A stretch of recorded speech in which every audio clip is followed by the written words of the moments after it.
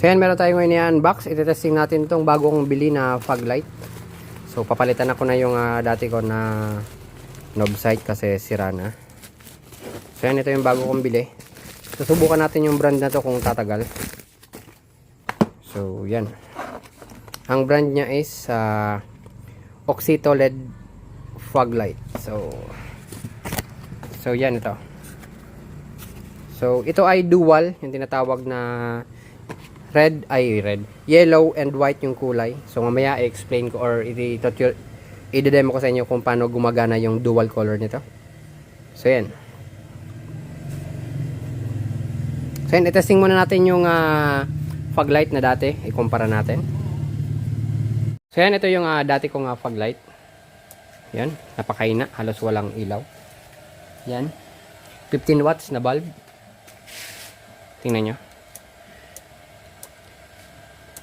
Dati akong naka-knob sight na white, napakaliwanag din nun, kaso tinanggal ko kasi nasira yung isa, nilagay ko muna yung original na bulb. Kasi itong knob sight, yan, kasi itong knob sight, ito yung dati ko, yan, hindi nag-focus, wait. So yan, meron siyang electric fan, na once na malagyan ng buhangin yung magnet niyan, mag-stack up, mabilis nang masira yung ano niya, yung ilaw kasi mag-overheat na siya.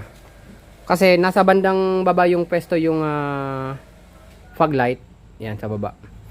Mas prone siya malagyan ng buhangin. Kaya yung sa headlight naman sa bandang taas, less likely siya maglagyan ng buhangin na tumigil yung fan. So, hindi nga umaabot halos ng 1 year to, yung last kong bili kasi nasira agad kasi nag-stack up nang hindi ko namamalayan. Kaya kung naka-knob sight kayo, check nyo lagi kung nag-stack up to.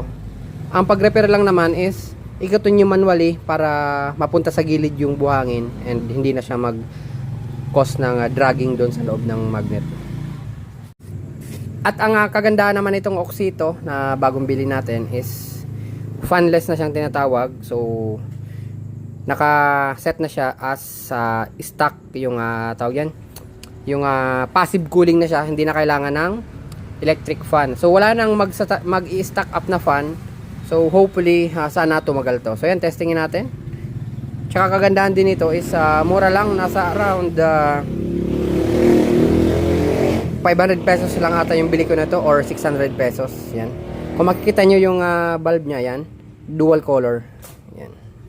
So yan, ilagay ko muna tsaka i-testing ko. Yung dati ko, yan.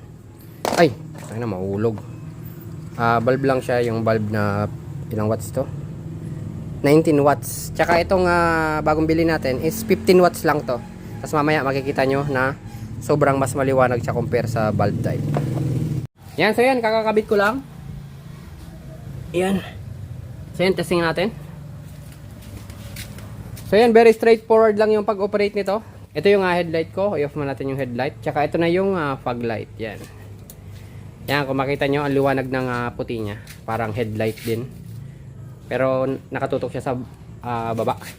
So yan, ang pag-operate lang naman is i-off nyo ulit, tsaka bigla nyong i-on. Mag-switch na siya sa yellow. So yan, try natin. Off, on, yan. So yan, yellow na yung kulay niya. So kapag maulan, pwede mo nang iset sa yellow para mas mataas yung visibility mo sa daan. And pag ordinary day na hindi umuulan, pwedeng white yung gamitin mo. So yan, yan lang naman, share ko lang naman sa inyo. Kung gusto nyo, ilagay ko na sa description yung link. So yan, ito yung box nya. Asan na ba yung box nun? Ito yan. Yan, Oxito 15 watts. Yan. Thank you.